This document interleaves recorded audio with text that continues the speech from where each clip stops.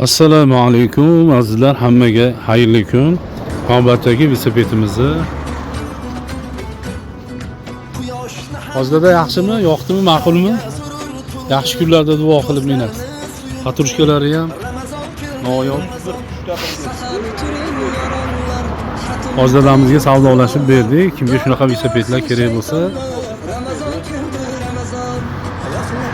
qo'ng'iroq qilaveringlar, aloqaga chiqaveringlar. Kimdir sotilayotgan velosipedlarning ham pulini aytyapti. Endi hammasini aytaversak, kommentariyada kimdir qimmat bo'ldi, u latta osgani uchun hammasini sotilayotganlarni hammasini ham narxini aytishimiz kelmayapti. Chunki kimdir qimmat bo'ldi, kimdir u deydi, bu deydi, shuning uchun olayotgan odam ham jinni bas kelib, savdolashib, ko'rib, haydab, ko'rib rozi bo'lib oladi. 1.300.000 so'm bo'ldi mana.